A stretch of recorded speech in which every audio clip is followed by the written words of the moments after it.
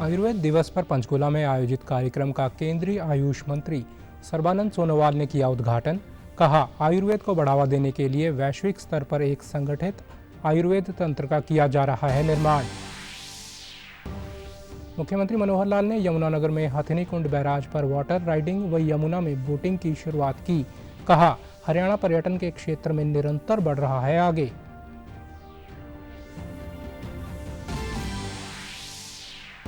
हरियाणा प्रदूषण control board ने करनाल में हरियाणा शहरी विकास प्राधिकरण के खाली प्लाट में कूड़ा जलता मिलने पर 20 लाख रुपए के जुर्माने के नोटिस किए जारी।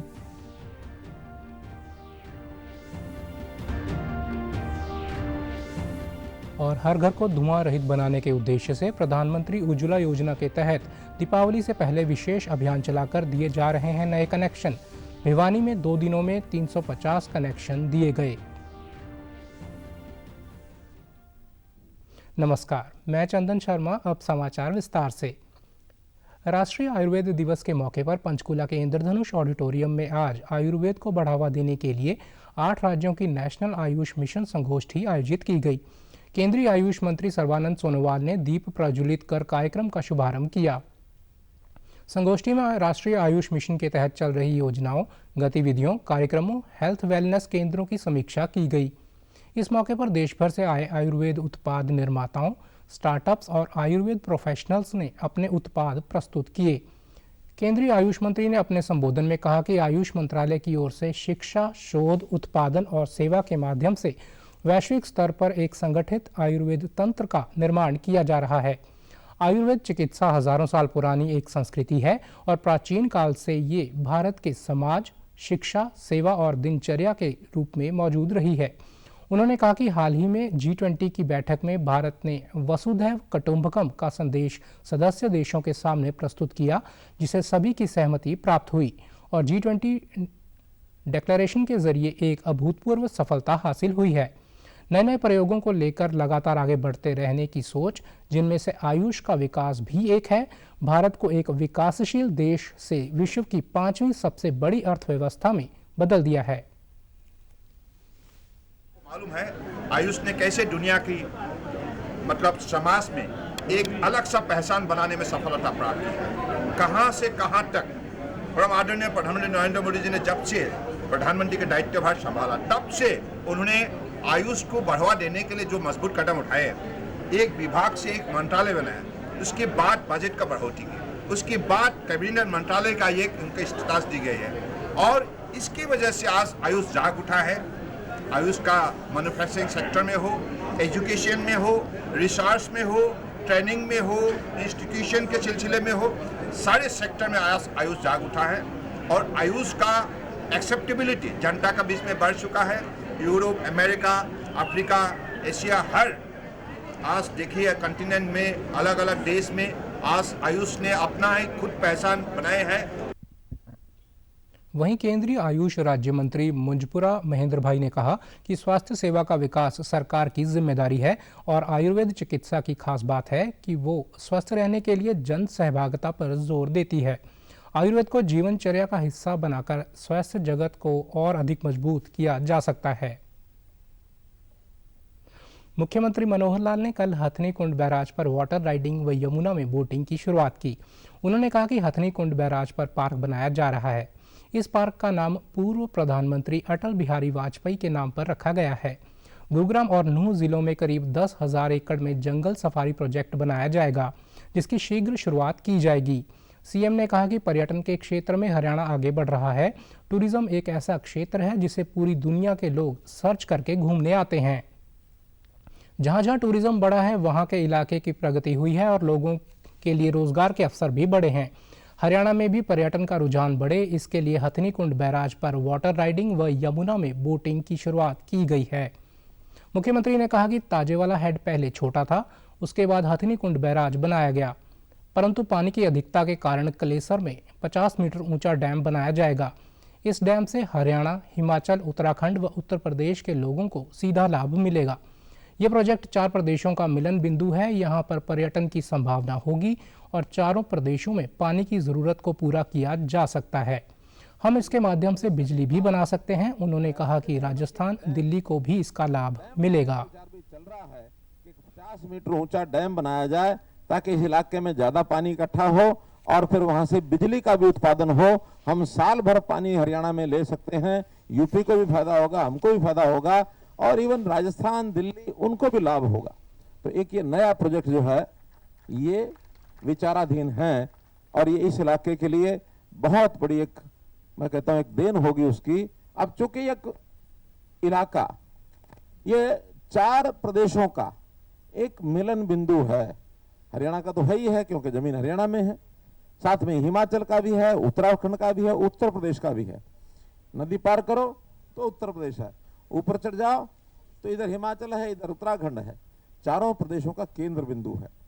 इसको कैसे हम टूरिज्म का एक सेंटर कैसे इसको विकसित कर सकते हैं। ठीक है, यहाँ हम सबसे पहले एक वाटर बोट और एक जेट स्कीइंग, तो जिसको मोटरसाइकिल कहते हैं जेट की तरह, और वो पानी में ही चलता है। साथ ही मुख्यमंत्री मनोहर लाल ने यमुनानगर के प्रतापनगर, जगाधरी, छछरौली व जन संवाद कार्यक्रम में लोगों की समस्याएं सुनी। इस दौरान सीएम ने जगाधरी व यमुनानगर के नागरिक अस्पताल में एमआरआई की सुविधा उपलब्ध करवाने की घोषणा की। छछरौली स्पोर्ट्स क्लब की रिपेयर के लिए 19 लाख रुपए देने की भी घोषणा की। मुख्यमंत्री ने जेबीटी टीचर की जिला में स्कूल व ब्लॉक अलॉट करने की मांग पर उन्हें आश्वस्त किया कि बच्चों की पढ़ाई बाधित ना हो, इसका ध्यान में रखते हुए आपको हित में कार्य किया जाएगा। गेस्ट टीचरों ने इस मांग को पूरा किया जाने का आश्वासन देने पर मुख्यमंत्री का गर्मजोशी से स्वागत कर धन्यवाद किया। इस दौरान सीएम ने जगाधरी शहरी क्षेत्र के तहत बाजारों में स्ट्रीट लाइटें लगाने के कार्य को भी अगले 3 महीनों में पूरा करने के निर्देश दिए। उन्होंने कहा कि परिवार पहचान पत्र के माध्यम से लोगों को सरकारी योजनाओं का लाभ सुगमता से मिल रहा है। 60 साल की उम्र होते ही घर बैठे व्यक्ति की पेंशन बनाने का काम किया जा रहा है। साथ ही मुख्यमंत्री ने 10 लोगों को मौके पर ही पेंशन संबंधी पत्र वितरित किए।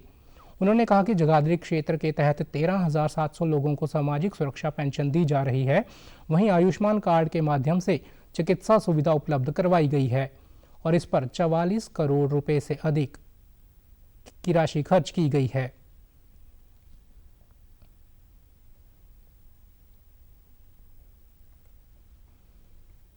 जो हमारी योजनाएं हैं उन लोगों को जानकारियां दी जाती हैं और कितनी योजनाओं का लाभ हो रहा है उनसे जानकारी मिलती है। मैं संतुष्ट हूँ कि हमारी जितनी भी योजनाएं हैं, खास करके जो नई व्यवस्था, चाहे वो फैमिली आईडी है, चाहे पेंशन की बात है, आयुष्मान की बात है, इन सब विषयों का लाभ सबको मिल रहा है। जिन लोगों की ओल्ड एज पेंशन नहीं बनी है, हाथों हाथ हमने 15-16 लोगों की बनवा के दी है। तो 60 साल का होते ही हर बुजुर्ग को जिसकी इनकम 3 लाख रुपए से कम है, उनको सबको पेंशन मिलेगी। जो रह गए साथ साथ बना रहे हैं। बाकी जहाँ कहीं विकास की बातों के लिए, कहीं रोड्स की बात आती है, कहीं गलियों की बात आती है, स्ट्रीट लाइट की बात आती है, जैसे आज जगाधरी शहर की हमने जानकारी ली है तो 41,000 लाइटें अगले 3 महीने में स्ट्रीट लाइट्स वो जगाधरी शहर में लग जाएंगी। रेट कॉन्ट्रैक्ट हो चुका है।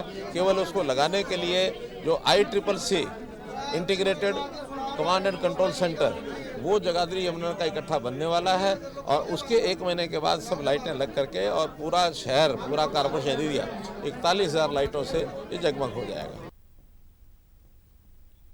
दिल्ली, पंजाब और हरियाणा में ग्रैप 4 की सिफारिशें लागू होने के बाद जहां सुप्रीम कोर्ट ने सख्त रवैया अपनाया है, तो वहीं हरियाणा प्रदूषण कंट्रोल बोर्ड भी अब एक्शन में आ गया है।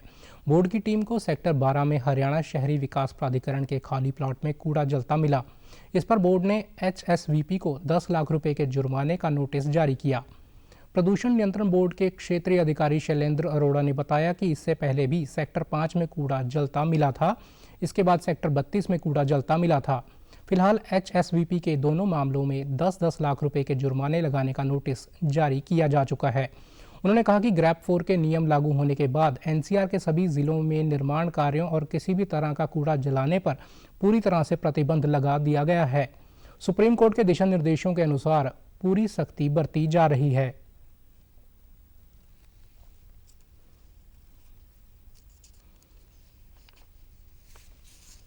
सभी जितनी भी गवर्नमेंट एजेंसीज हैं उन सबको भी डायरेक्शन है कि अपने यहाँ अगर कोई कंस्ट्रक्शन का काम पहले चल रहा था तो बंद करें। सेकेंडली स्प्रिंकलिंग करें रूटीन के अंदर, और टैंकर्स के थ्रू भी कर सकते हैं, स्मोक गन्स के थ्रू भी कर सकते हैं। और जो अगर मटेरियल पड़ा है उसको कवर करें प्रॉपरली। एमसीज को डायरेक्शन है कि अपना स्वीपिंग रेगुलरली करें। अभी हमने पीछे सेक्टर 12 के अंदर चेक किया था, वहाँ हुड्डा की जगह के अंदर वहाँ पर कचरा पड़ा था और जलने की कार्रवाई हो रही थी, उसको भी हमने नोटिस दे दिया है, पेनल्टी इम्पोज कर दी है और प्रोसिक्यूशन का नोटिस भी दिया है। सिमिलरली एक्टिविटी हमें सेक्टर 5 में मिली थी जलने की, तो उसके लिए भी हमने नोटिस दे दिया है HSVP को कि आप इसके ऊपर कार्रवाई करो और हमें रिपोर्टिंग करो, अदरवाइज NGT के हिसाब से जो भी इन्वायरमेंट कंपनसेशन हमारे डायरेक्शन है उसके हिसाब से लगाया जाएगा। वहीं करनाल नगर निगम की मेयर रेणु गुप्ता ने कहा कि शहर में कहीं भी कूड़ा जलाने पर पूरी तरह से रोक लगाई गई है और सफाई कर्मचारियों को भी सख्त हिदायत दी गई है कि वे कहीं पर भी कूड़ा ना जलाएं और ना ही किसी को जलाने दें। अगर कोई कूड़े को जलाएगा तो उसके खिलाफ कड़ी कार्रवाई की जाएगी।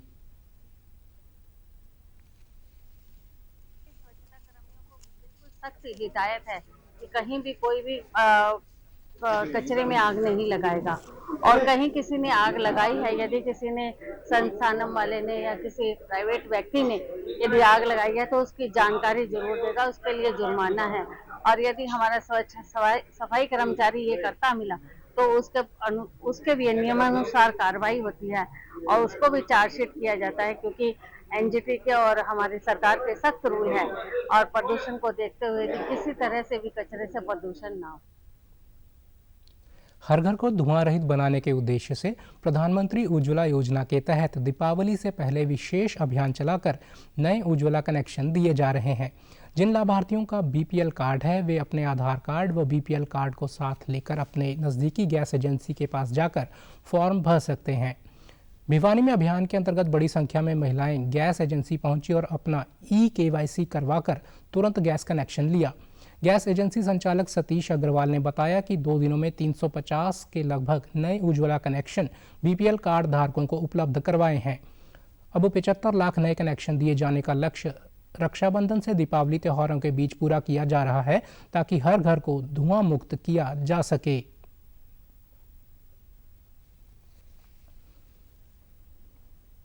अब इसका जो है वेटिंग भी फ्री लगाई जा रही है, कोई भी पैसा नहीं है। इनको cylinder, regulator, pipe, gas copy सब कुछ फ्री दिया जा रहा है और लगभग 2 या 3 दिन के बीच में वेटिंग लगाने के कनेक्शन आ रहे हैं।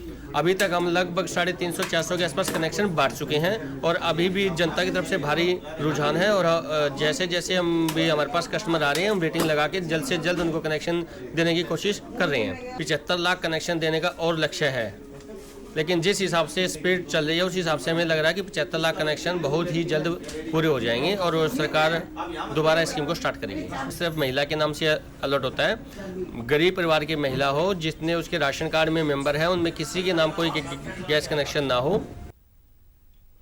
वहीं लाभार्थी महिलाओं ने प्रधानमंत्री नरेंद्र मोदी का धन्यवाद करते हुए बताया कि उन्हें आज PM उज्ज्वला के तहत नया गैस कनेक्शन बिल्कुल निःशुल्क मिला है। अब वे अपने घर को धुआं रहित कर पाएंगी और खाना बनाने में उनका समय भी बचेगा। ये फ्री सिलेंडर मिला है, रेगुलेटर आदि गैस सिलेंडर, चूल्हा आदि ये फ्री मुझे मिले हैं, पैसे नहीं लगे। ये बहुत अच्छी योजना बनाई है मोदी जी ने, हमें बहुत अच्छा लगा। पहले चूल्हा चौकिया करते थे, धुआं होता था, आंखें खराब हो जाती थी। ये बहुत अच्छी योजनाएं बनाई है। उज्ज्वल योजना के तहत हमें सिलेंडर, गैस चूल्हा, रेगुलेटर, नल की पाइप मिल रहा है। इस योजना में बहुत अच्छी योजना है, इससे हमें औरतों को सुविधा मिली है। मोदी जी का और मुख्यमंत्री का हम धन्यवाद करते हैं, दिल से धन्यवाद करते हैं। हमारे जीवन में ये गैस की योजना आई और हमारे मतलब ये हमारे जो फ्री, हमारे कम से कम दामों सस्ता भरे जाएगा, हमें कोई परेशानी नहीं है और मुफ्त में मिले हमें सिलेंडर। हमें बहुत मतलब अच्छी, हम धन्यवाद करते हैं, हमें बहुत ज़्यादा खुशी है, दिल से खुशी है और भी हमारे जीवन में जो योजना आएंगी वो भी लागू होने पाए। उज्ज्वल योजना के तहत हमें ये फ्री सिलेंडर मिला है। ये सिलेंडर कम दामों में भरा जाएगा और पहले हम चूल्हा चौका करते थे, हम ये फ्री सिलेंडर से हम अपना घर का वो आराम से कर सकते हैं। हरियाणा के कला एवं सांस्कृतिक कार्य विभाग द्वारा राष्ट्रीय स्तरीय हिंदी नाट्य उत्सव 2023 का आयोजन करवाया जाएगा, जिसके लिए 24 नवंबर तक आवेदन आमंत्रित किए गए हैं। नाटक हिंदी भाषा में होना अनिवार्य है और इसकी अवधि कम से कम 1 घंटा होनी चाहिए।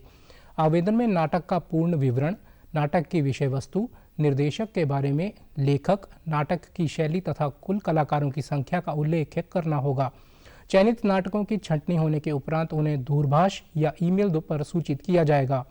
आवेदन प्रपत्र विभाग की वेबसाइट से डाउनलोड किया जा सकता है। हरियाणा भाजपा के प्रदेश अध्यक्ष नायब सिंह सैनी ने कल पलवल के महाराणा प्रताप भवन में आयोजित नागरिक अभिनंदन समारोह में बतौर मुख्य अतिथि शिरकत की। इस अवसर पर हरियाणा भूमि सुधार एवं विकास निगम के चेयरमैन जगदीश नायर, विधायक दीपक मंगला, प्रवीण डागर, जिला अध्यक्ष चरण सिंह तेवतिया सहित पार्टी के पदाधिकारी गण मौजूद रहे। इस मौके पर अपने संबोधन में उन्होंने कहा कि केंद्र व प्रदेश सरकार की कुशल नीतियों की बदौलत 2024 में प्रदेश की सभी लोकसभा सीटों पर भाजपा परचम लहराएगी और हरियाणा में फिर से डबल इंजन की सरकार बनेगी। आज गरीब का बेटा भी सरकारी नौकरी लग जाता है। भाजपा सरकार में किसी को पर्ची और खर्ची देने की जरूरत नहीं है। नायब सिंह सैनी ने कहा कि बीजेपी का प्रत्येक कार्यकर्ता देश व प्रदेश के विकास में अहम भूमिका अदा करेगा। भाजपा सरकार सभी वर्गों को अपने साथ लेकर चलती है।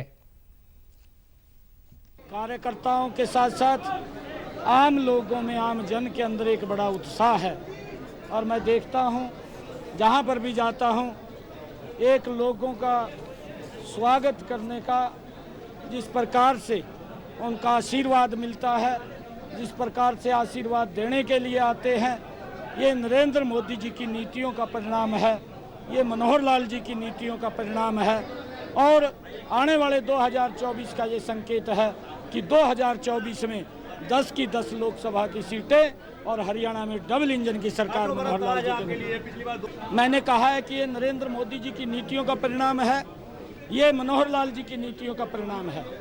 जैसी नीतियाँ बनी हैं कि आज गरीब माँ का बेटा भी आज अधिकारी हरियाणा सरकार में लग जाता है, आज केंद्र सरकार में लग जाता है। कोई 5 पैसा किसी को पर्ची खर्ची देने की जरूरत नहीं है। ये मैंने कहा है कि कार्यकर्ताओं का स्नेह है, कार्यकर्ताओं का प्यार है और उस प्यार को मैं बरकरार रखूंगा। नायब सिंह सैनी ने कहा कि विपक्षी दलों के पास कोई ठोस मुद्दा नहीं है। कांग्रेस के समय में योजनाएं सिर्फ बनाई जाती थीं, लेकिन धरातल पर नजर नहीं आती थी। केंद्र और प्रदेश सरकार के प्रयासों की बदौलत नीति आयोग द्वारा घोषित महत्वाकांक्षी जिलों की सूची में शामिल नूंह जिले की तस्वीर बदलने लगी है। उपायुक्त धीरेन्द्र खड़गटा ने बताया कि हाल ही में आई रिपोर्ट में देश के 112 आकांक्षी जिलों में स्वास्थ्य सेवाओं के बेहतर क्रियान्वयन के लिए नूंह को प्रथम स्थान मिला है। इसके साथ ही शिक्षा सहित अन्य सेवाओं को भी बेहतर बनाने के लिए भी कार्य किए जा रहे हैं, ताकि नूंह जिले को अग्रणी जिलों में शामिल किया जा सके। साथ ही इस अवसर पर उन्होंने मेवात विकास प्राधिकरण की ओर से स्वास्थ्य विभाग को सौंपी गई 7 वैनों को हरी झंडी दिखाकर रवाना किया। उपायुक्त ने कहा कि जिले में टीकाकरण अभियान को गति देने के लिए ये वैन उपलब्ध करवाई गई हैं।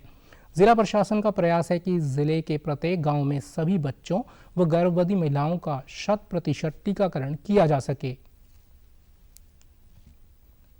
सभी जो और जरूरतें हैं उनको ध्यान दिया जा रहा है। इसी के अंतर्गत ध्यान में रखते हुए हमारी जो टीका एक्सप्रेस है, इसके 7 व्हीकल्स हमने लॉन्च किए। ये हमारे को न सिर्फ डिप्टेरिया, बाकी सभी तरह की जो बीमारियां हैं उनमें इम्यूनाइजेशन करने में, गांव-गांव रीच करने में ये मदद करेंगी। और जहां तक हमारा जो इम्यूनाइजेशन कभी कम था वो अब बढ़ के 80% 90% तक आने का। देश के अंदर आकांक्षी जिलों के अंतर्गत हमारा जिला है वो प्रथम उस पर आया है हेल्थ के अंदर। और इसमें हमारे को नीति आयोग से इसमें और भी हमारे को सुविधाएं मिलेंगी। साथ ही साथ इसकी तरफ से और भी एजुकेशन और हेल्थ के अंदर पैरामीटर्स को और ऊंचा ले जाने के लिए। पंजाब एवं हरियाणा उच्च न्यायालय के न्यायाधीश राजेश भारद्वाज ने आज जींद जिले के नरवाणा न्यायालय परिसर का दौरा किया और तीनों अदालतों में लंबित मामलों के निपटान प्रक्रिया व प्रगति की समीक्षा की। अदालत के निरीक्षण के बाद न्यायमूर्ति राजेश भारद्वाज ने बार एसोसिएशन को भी संबोधित किया। अपने संबोधन में भारद्वाज ने अधिवक्ताओं को अदालत में मामलों की पैरवी के दौरान सकारात्मक, तथ्य आधारित, अच्छी एवं सच्ची दलीलें पेश करने की सलाह दी, ताकि अदालत की साख व गरिमा बनी रहे। बाद में उन्होंने पत्रकारों से बातचीत में कहा कि नरवाना के न्याय परिसर में जहां जहां पर खामियां हैं और जिन चीज़ों की ज़रूरत है उसका निरीक्षण किया है। उन्होंने कहा कि वकीलों की कुछ मांगें और शिकायतें थीं जिनका जल्द ही समाधान किया जाएगा। जो शिकायतें हमारी नोटिस में आई हैं उनको लेकर समीक्षा की जाएगी। इस मौके पर उन्होंने लोगों को दिवाली की शुभकामनाएं भी दी। ठीक है, कहाँ इम्प्रूवमेंट की ज़रूरत है, तो वो सारी चीज़ें जो है कि उसकी असेसमेंट ली और बड़ा अच्छा लगा कि एक बार तो काफ़ी लीगल से भी मिला, एडवोकेट से मिला, उनकी कुछ जो डिमांड्स थी, कुछ इस तरह की जो शिकायतें थी मिनिस्ट्री, लेकिन सबसे बड़ी चीज़ ये लगी कि जो एक एंथुजियाज्म था सभी काम को लेकर के जो उसके, तो they were very we would try our level best to improve all the things. उनकी चैम्बर्स को लेकर के कुछ जो स्पेस है वहाँ उनको लेकर के, पर आपको पता है कि देखो ये सारी चीज़ें जो है कि एक सेट पैटर्न होता है, तो उसमें जो कमिटीज़ में जाती हैं, जैसे बिल्डिंग कमिटीज़ हैं, उसमें वहाँ पर उस पूरा एडमिनिस्ट्रेशन और एक्सपर्ट्स जो है कि वहाँ पर बैठते हैं, वो जो चीज़ें जब सब तरफ से जो है कि वो एग्री हो जाती हैं तो then we proceed with it. तो एक जैसे उन्होंने जो एडवोकेट्स प्रधान जी ने उन्होंने मुझे बताया था उसको, तो वहाँ पर छत के लिए उसको, तो वो मुझे बताया गया कि पहले जो है कि वो कंसिडर हुआ था मामला, but for security reasons it could not materialise. So we will see कि भाई एक बात है व्हाट वर द रीजंस और इफ इट कैन बी, तो वी विल ट्राई दैट। आवासीय एवं शहरी कार्य मंत्रालय की अमृत 2.0 योजना के तहत सिरसा के जन स्वास्थ्य अभियांत्रिकी विभाग द्वारा पंजुआना गांव में स्वयं सहायता समूह की महिलाओं के साथ जल दिवाली कार्यक्रम का आयोजन किया गया। कार्यक्रम में स्वयं सहायता समूह की महिलाओं को वाटर ट्रीटमेंट प्लांट का भ्रमण करवाया गया और उन्हें पेयजल की प्रोसेसिंग की तकनीकी जानकारी भी दी गई। विभाग के कार्यकारी अभियंता भानु प्रकाश शर्मा ने बताया कि स्वयं सहायता समूह की महिलाओं को जल के महत्व के बारे में जागरूक किया जा रहा है।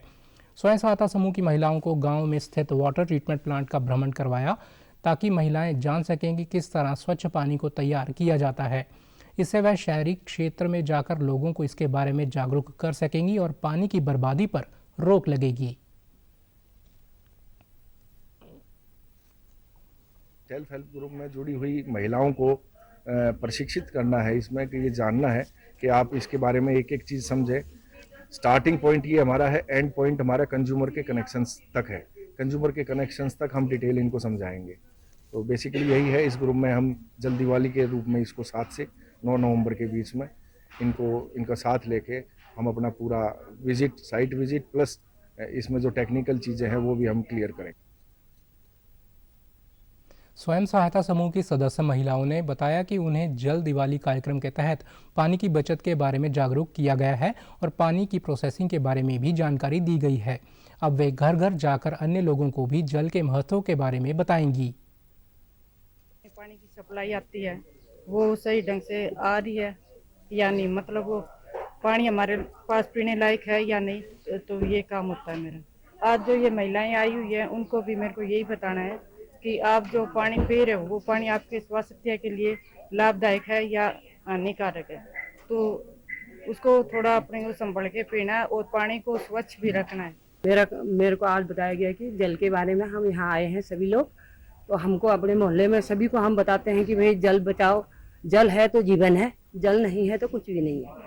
तो इसलिए हम आज सारे महिलाएं यहाँ आई हैं, हम अपने मोहल्ले में जितने भी लोग हैं सभी को पानी के बारे में बताते हैं। आज बताएंगे तो कल का काम है। हमारे घर तक जैसे जल पहुँचता है या भी कैसे भी वाटर वर्क से लेके हमारे घर तक जो भी जल पहुँचता है उन्हें कैसे मतलब क्लीन किया जाता है या फिर जो भी है, मतलब हमें उस जल को कैसे बचाना है, कैसे करना है, ये सब हम अपनी महिलाओं को घर घर जाके ये सब कुछ बताएंगे कि हमारे घर तक ये जल कैसे पहुंचाया जाता है, कैसे इसको साफ किया जाता है।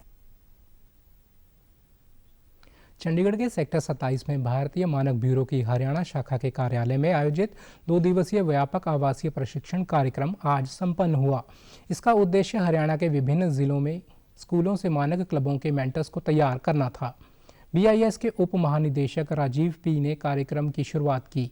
हरियाणा शाखा कार्यालय के निदेशक सौरभ तिवारी ने प्रतिभागियों को कार्यक्रम के प्रमुख उद्देश्यों से परिचित कराने में महत्वपूर्ण भूमिका निभाई। इसमें हरियाणा के विभिन्न जिलों के 25 से अधिक उत्साही शिक्षकों ने भाग लिया। कार्यक्रम के पाठ्यक्रम में BIS गतिविधियों, देश में प्रचलित गुणवत्ता पारिस्थितिकी तंत्र और स्कूलों के भीतर मानक क्लबों के गहन उद्देश्यों पर ज्ञानवर्धक सत्र शामिल थे। इसका मुख्य उद्देश्य स्कूली छात्रों के बीच मानकीकरण और गुणवत्ता जागरूकता की संस्कृति का पोषण करना था। गोवा में चल रहे 37वें राष्ट्रीय खेलों में हरियाणा 58 स्वर्ण पदक जीतकर इतिहास रचने की ओर है। हरियाणा के खिलाड़ियों ने अब तक कुल 166 से अधिक मेडल जीत लिए हैं। फिलहाल पदक तालिका में हरियाणा तीसरे स्थान पर है। राष्ट्रीय खेलों का समापन हो रहा है, जिसमें उपराष्ट्रपति जगदीप धनखड़ और भारतीय ओलंपिक संघ की अध्यक्ष पीटी उषा शामिल हो रहे हैं। बुधवार को पुरुष हॉकी फाइनल में हरियाणा ने कर्नाटक को 5-3 से हराकर स्वर्ण पदक प्रदेश के नाम किया, जबकि महिला टीम को रजत पदक से संतोष करना पड़ा। पुरुष टीम के कोच ने बताया कि इस कड़े मुकाबले में खिलाड़ियों का बेहतरीन प्रदर्शन रहा। उन्होंने हरियाणा ओलंपिक एसोसिएशन और हरियाणा सरकार का आभार भी प्रकट किया। वहीं हरियाणा कबड्डी महिला व पुरुष टीम ने रजत पदक जीता।